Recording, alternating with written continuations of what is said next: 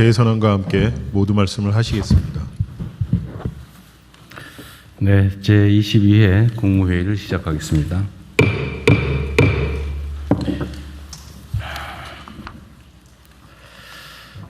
대한민국 민주주의의 새벽을 연 5.18 민주화 운동이 그제 46주년을 맞았습니다.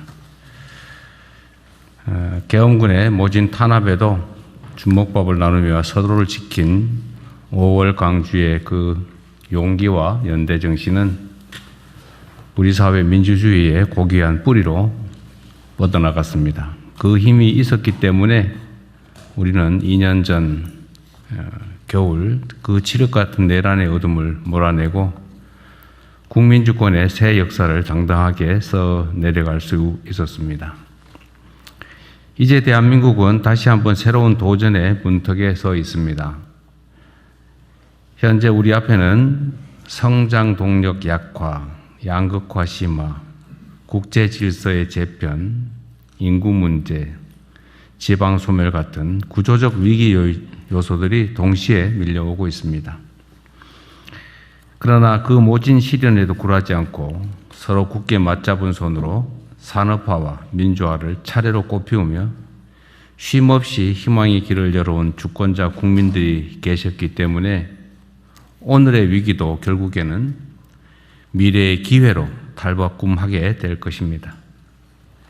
진영과 지역, 세대를 넘어 더 큰 통합과 더 굳건한 연대로 글로벌 초격차 강국으로 도약해 국민의 삶을 제대로 바꿀 수 있도록 함께 힘을 모아주시기 바랍니다. 국민 모두와 함께 그 길을 앞장서서 굳건하게 개척해 나갈 것입니다. 국정의 가장 큰 목표는 국민들의 삶을 실질적으로 개선하는 것이고 정책의 성패는 국민 삶에 실질적인 변화가 있느냐, 얼마나 되느냐로 평가됩니다. 우리 정부가 2주 후면 출범 1년을 맞습니다. 어려운 대내외 환경 속에서 시급한 과제들을 안고 정부 임기를 시작했지만 국민 여러분의 성원과 여러 공직자들의 헌신 덕분에 여러 고비들을 그나마 잘 헤쳐나가고 있다고 자부합니다. 다만 국민의 삶에 더 크고 더 실질적인 변화를 만들어내려면 다시 한번 초심을 되새기고 국정에 임하는 자세를 새롭게 다잡을 때입니다. 특히 선제적이고 적극적인 행정으로 국민들께서 체감하실 수 있는 작은 성과들을 꾸준히 많이 쌓는 노력을 지속해야 합니다. 자주 말씀드리지만 한 방은 없습니다. 단순히 어떤 사업을 했다, 어떤 사업을 기획했다가 아니라 그 정책 결과가 국민의 삶을 어떻게 바꿨는지에 늘 초점을 두어야겠습니다. 국민 삶 개선에 기여한 공직자들에 대한 포상도 또 격려도 아끼지 말아 주시기 바랍니다. 지난주에 80대 어르신이 온열 질환으로 사망하는 안타까운 일이 생겼다고 합니다. 온열 질환 사망 사례는 작년보다 한 달 이상 빠릅니다. 더군다나 기상청에 따르면 올 여름은 평년보다 기온이 더 높을 거라 합니다.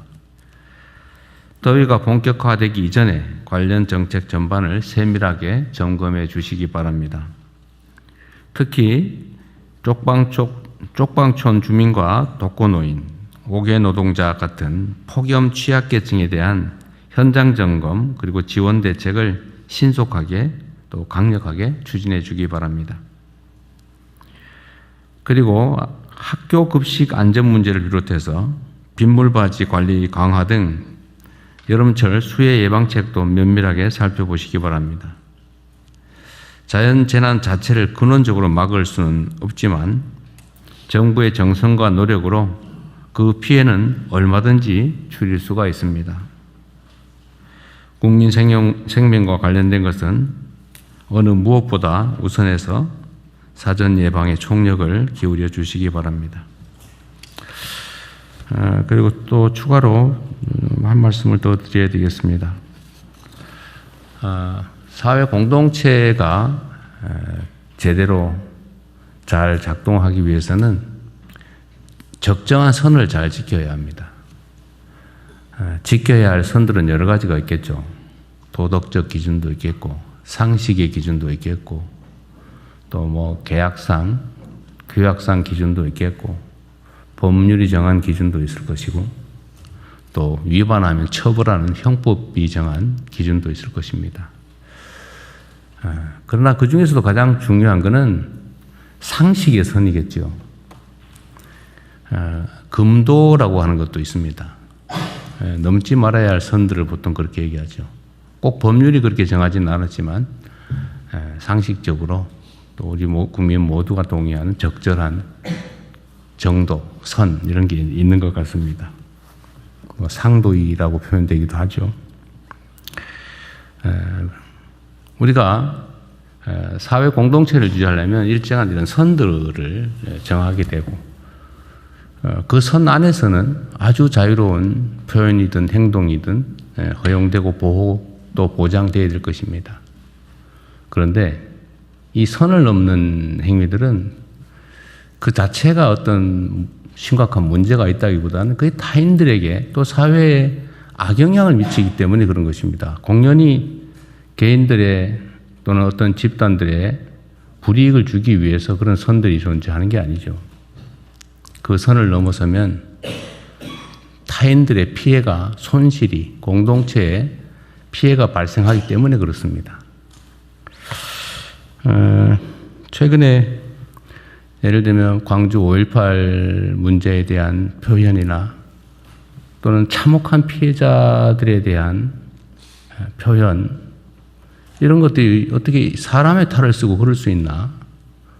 이런 것들이 상당히 많이 벌어집니다. 그것도 그냥 한 개인이 구석에서 또는 몇몇 개인들이 술 먹으면서 하는 소리가 아니고 공개된 장에서 책임 있는 인사들이 조직적, 체계적으로 그런 만행을 저지릅니다.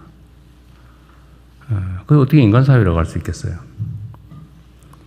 그게 꼭 형법이 정하는 처벌, 제재, 물리적 제재 대상이 아니라고 한들 그렇게 하면 되겠습니까? 사람에게 요구되는 인륜 도덕이라고 하는 것도 있는 거죠. 또 사회적 약자들을 배려하기 위해서 우리가 일정한 특별한 보호를 하기도 합니다. 대표적인 게 단체 행동권, 노동 단결권, 교섭권 이런 거겠죠. 뭐 집회 결사의 자유도 유사합니다.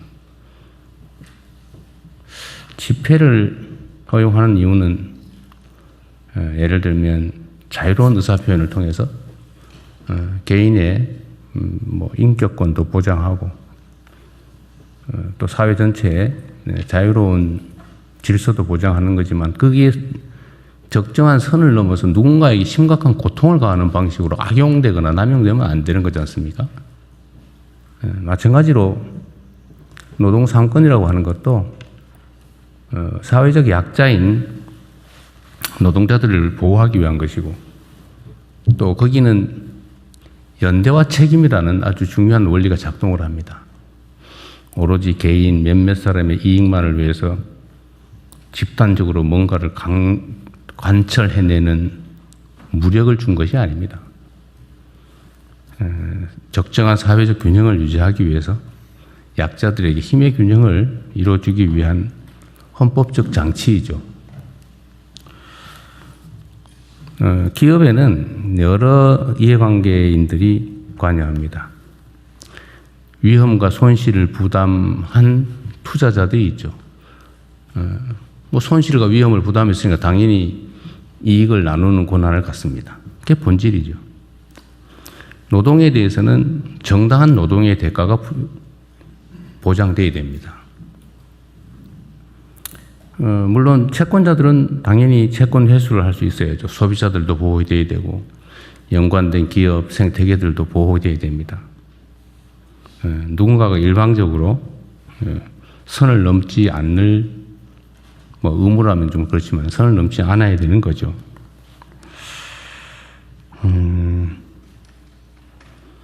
그런데 지금 일부 노동조합이 뭐 단결권, 단체 행동권을 통해서 단체 교섭을 하고 자신들의 이익을 관철하기 위해서 노력하는 건 좋은데 그것도 적정한 선이 있지 않나 싶어요. 영업이익에 대해서 이익을 배분받는 것은 투자자가 하는 것입니다. 주주가 하는 거죠. 정부조차도 특정 기업들의 성장과 발전에 기여를 합니다. 뭐 세금을 깎아주기도 하고 시설 지원을 해주기도 하고 여러 가지 제도적 정비를 통해서 또는 외교적 노력을 통해서 지원하죠. 그런데 이 국민 공동의 몫이라고 할 수 있는 세금도 떼기 전에 영업이익을 일정 비율을 제도적으로 나눠 갖는다? 그건 투자자도 할 수 없는 일이죠. 투자자도 세금을 떼고 당기 순이익에서 배당을 받지 않습니까? 어쨌든 저로서는 약간 이해가 되지 않아요.